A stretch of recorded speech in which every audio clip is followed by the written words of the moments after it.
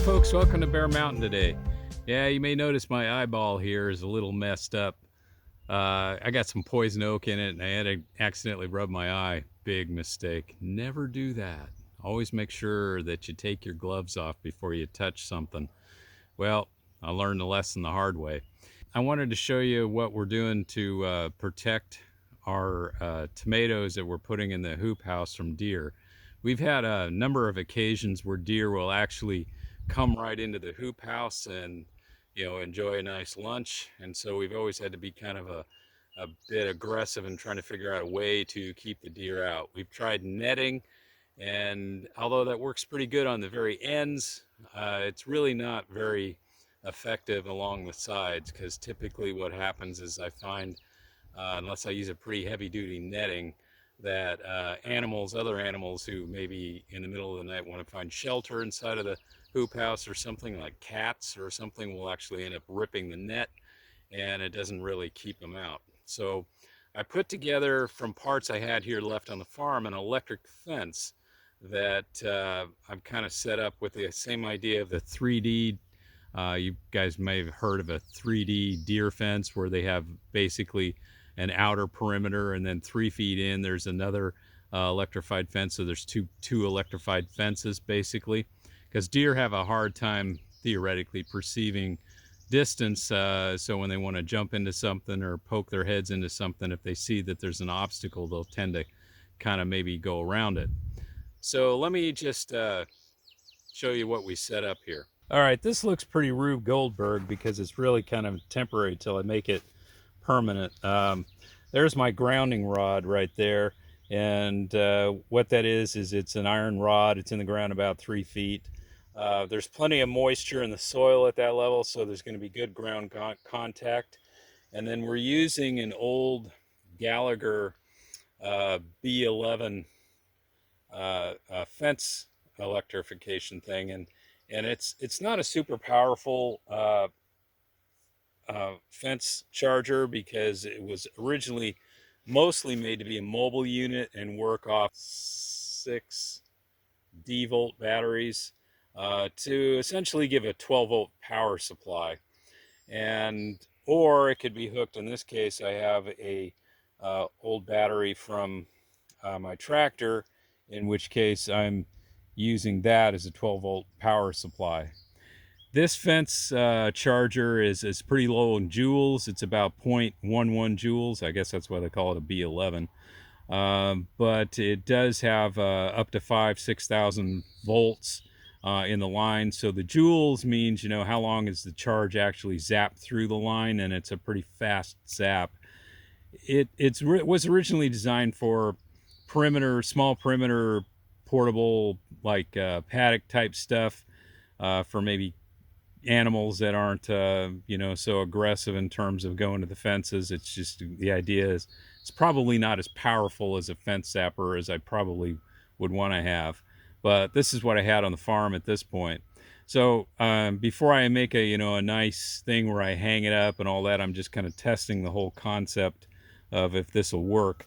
I'm using a solar panel, a 25-watt solar panel I bought off of Amazon. You can find the exact model of it that I got on our Amazon store. But it has a charger for batteries of this size, and it takes probably for to get a full charge about 6 to 8 hours of good strong sunlight. And what I'm doing today is I just disconnected the fence during the day because I really don't need it on. And at this point, I was doing it to test what kind of voltage the solar panel this morning was charging with, and it's bringing in 14 volts and about 1.4 amps, a little less than 1.4 amps. And that's pretty much what the system is rated at, 6 to 8 hours to charge. It's just kind of dependent on how strong the sunlight is. Right now, sunlight's pretty strong. So different times of the day, it may end up being less. See, my light just came on, so the battery's now fully charged. So the system automatically turns itself off. When you see the little green light down there on the charger, that means it's now charged, If it's only red light only, it's charging. So it charged up, it finished up pretty fast after running. The fence was running all night long on, so it didn't take long for it to recharge itself back up. So that's super. So actually, I guess I can rehook the fence zapper back up, but I kind of, you can run with this unit. You don't have to disconnect what's using the power from it, the battery, so you can connect both. Right now I just got to get some like cable connectors or something so that I can hook up both alligator clips, one supplying the fence charger and the other supplying the solar panel. But that's pretty good. It charged up pretty fast. It's only been running a couple hours this morning, so that did pretty good. The solar panel I'm using to charge the fence battery with, and it's not a very big panel. I mean, it's 25 watts. And the whole unit, the charger and the panel, was 60 bucks. So, I mean, that's actually a pretty good deal. So, for the electrified fence, at least any new purchases, I only had to purchase this panel and the charge controller, and that's, I put $60 into it, and the rest of it's just from parts that we had on the farm. Okay, so the fence itself, hopefully this isn't too bright for you guys. What I did is I put two T-posts about 2 feet from the end on both ends, and then I'm running this approximately about 30 inches, maybe a little less, from the actual structure itself. So when the deer comes up and sees the fence, they're going to also see what's in the background, and they're going to slow down. Now, how I constructed this is I'm using basically 3 charged wires, and the first 2 are charged, and they're about 13 inch apart, actually a little more. I think it's closer to 15 on the top one. And then in between the bottom charged wire and the second charged wire, I've run a ground wire. And instead of relying specifically on the ground contact of the hoofs to the ground, and to, so that the fence will actually zap. I'm betting that because during the dry season I have a lot of problems with good ground contact moisture in the ground, and we get pretty dry. And so as the deer come up to the fence, the idea would be, now this is off, so I'm not going to hurt myself, but they'd come up and they would step into this, and this would touch their lower leg, while they may get zapped on the bottom one, and definitely if their nose is pushing in on this, they'll get zapped on that too. So the whole idea is they'll get a good contact with the ground, and then they'll get the appropriate zap. I haven't put any bait on the fence yet. That's one of the things I think I'm going to do at some point. I've been waiting to see if I could get a good cycle on the charger, but I'm not really into attracting deer to this site, so I'm kind of debating whether I want to do that or not at all. But the idea is that I guess you're trying to train the deer that if they get zapped once, they're going to leave it alone. I'm skeptical on that.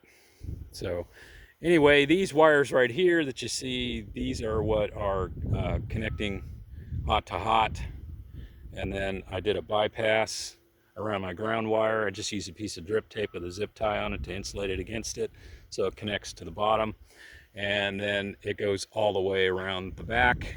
There's wires around the back, and then I come up to the front, and I put these cross wires right here between the T-post and the structure itself, and these are hot wires. They're the same setup, so there's no sneaking in along the side.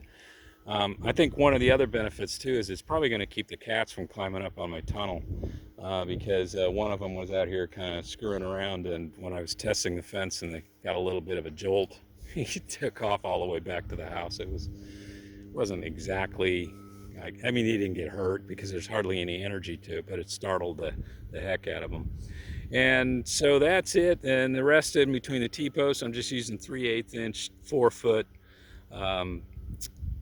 fence rods, those fiberglass fence rods, and I put 2 of them together to give me a little extra height. I mean, in a normal world I just would have used taller fence rods instead of using 2, but I just used what I had on hand. And the fence, the T-post, between the T-posts and the fence rods, the first ones are only about 10, 12 feet from the end. And then in between down the length, it goes approximately 20 feet between the actual uh, fence rods.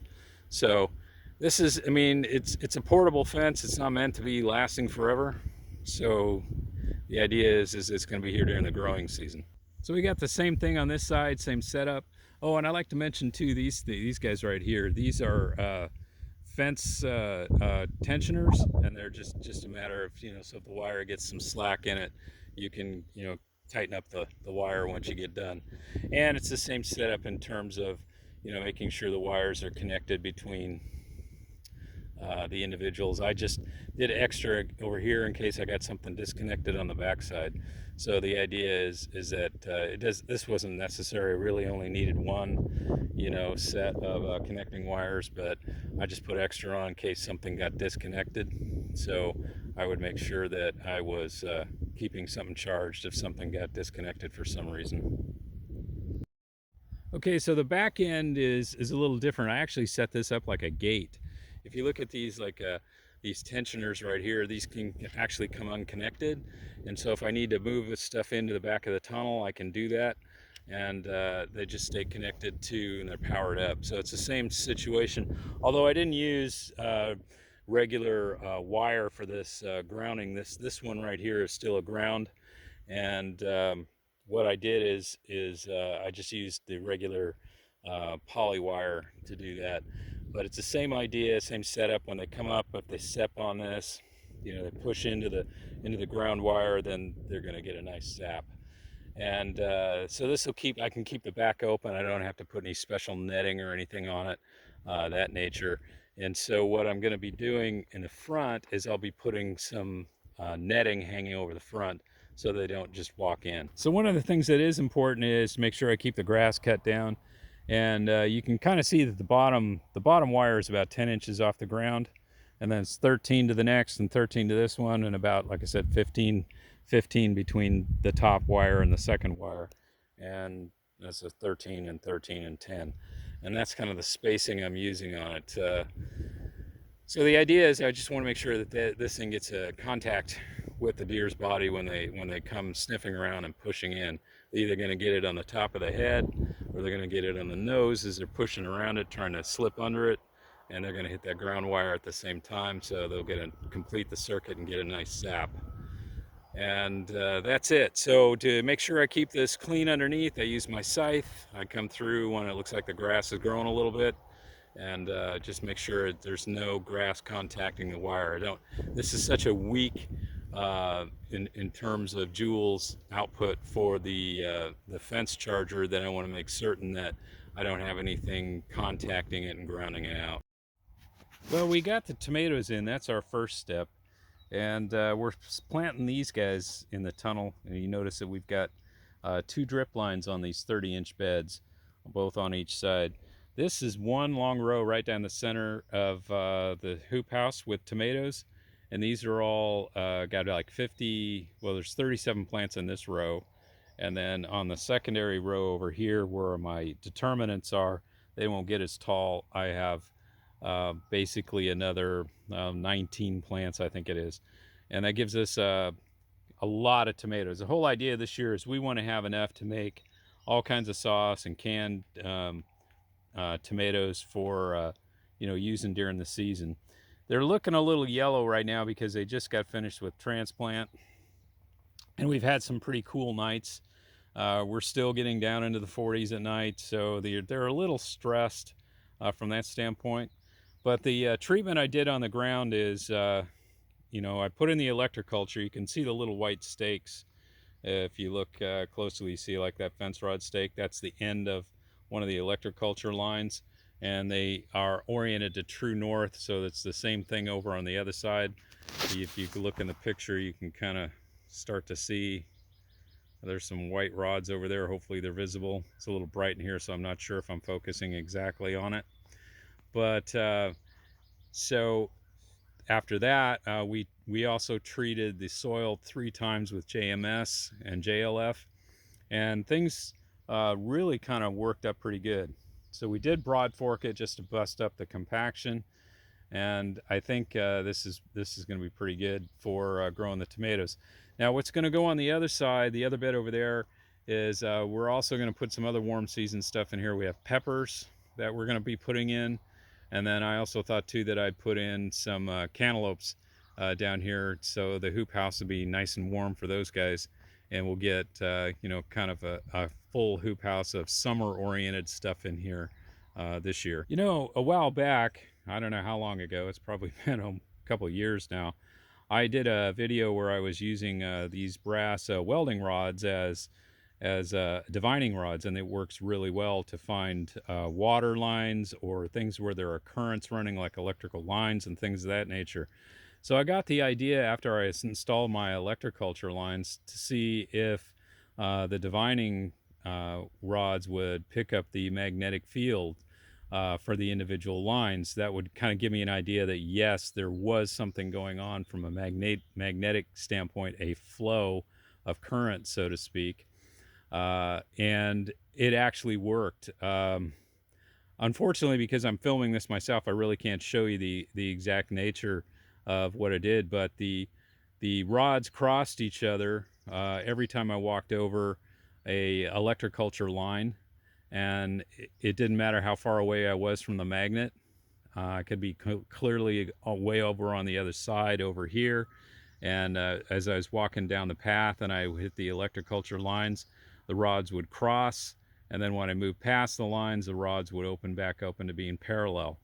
So they crossed exactly where the lines were. So the divining, I know this is a little more woo-woo stuff, but the divining rods basically kind of confirmed to me that there is, a current flowing along those magnetic lines that we laid in 10 inches deep. Now, this is something else that happened after applying the JMS, and making sure there's adequate moisture in here. When I dumped the old crates, we used to raise anemones, and even though you do your best to, pull all the dead bulbs out, at least you thought you did, some of them are missed. But here's the interesting thing. Those crates, the soil in those crates had not been watered for 2 seasons. Basically, since we retired from the flower business, our last season of growing in those crates was in 2022, and there was no more watering taking place on the crates, and they were bone dry. My thought was, I thought all these bulbs were dead, and there were some that were missed. And lo and behold, about 5-6 days after we put in the electroculture line, and we were just getting close to putting in our third application of JMS, anemones began to sprout. And what was interesting from this is these anemones are sprouting right over or adjacent to the actual electroculture. You can kind of see the rod. Anyway, you can see the rod. That's the end of the electroculture line. And when you follow that all the way back, that really healthy anemone, that healthy anemone right there is right over the line. And what I noticed was we had the same thing happening further down the path. Here's another example of the anemone right over the electroculture line. And this is one that's just adjacent to it. And so we had a number that just popped up right next to it, but none of them, once we went past the electroculture line, our last set of electroculture lines over here. Here's another example of a volunteer anemone right there. I'm looking at it right there, and right over here. So, but there was nothing that was past that was an anemone. And I used the soil pretty liberally within the tunnel. So, I mean, if they're there, I mean, it could be that they're just all, we're in the front end of it, and that's possible. It could just be dumb luck that they all happen to line up with the electroculture lines, the ones that germinated. That's possible. But I just wanted to say that there is something definitely going on that is kind of interesting that something that couldn't be watered or stay dormant for 2 years would come back and then look really healthy, um, even though for anemones, the climate in here right now is pretty stressful because it gets pretty warm in here and during the day. It's great for tomatoes, but for an early spring flower like anemone, that seems kind of weird. So anyway, that's kind of what I've been working on this week so far. And the tomatoes, they should start looking really pretty good here very shortly. The next thing I got to do is get my trellis strings up. And because I'm going to have so much tomato weight in that center purloin where I'm going to attach the grow strings for the tomato plants, I'm going to have to go out and buy some 2x4 and just kind of put some supports in along the purlin so I don't, pull down my tunnel. I mean, it is a metal tunnel and it can take a bit of weight, but I don't need to add extra stress to it. So probably I'll put in about 4 or so supports, and they'll be spaced, I don't know, 15 feet apart roughly, somewhere in that neighborhood. And that just will give extra support in the center. And for the indeterminates, I'm just going to use some old fence wire and kind of set that up and just let them just climb up on that, or I'll attach it to that, or maybe I'll just use individual stakes for each one. Just get some heavy stakes and be sure that I can kind of keep things, corralled that way. But that's the first part. So the next thing I got to do this next week is get my peppers in, and then it's going to be the 1st of June, so it's time to put the cantaloupes in. And then this tunnel, I think, from the standpoint of, we'll just keep our fingers crossed that we can keep the deer out of things, and hopefully it'll end up just working out just good. So far, I've seen deer munching on other things on the property, but that aren't protected, but they haven't bothered to walk into this tunnel yet.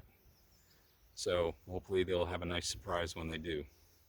So folks, thanks for watching this week. Sorry again about my puffy eye. Stay safe. We'll catch you on the next video. Bye-bye.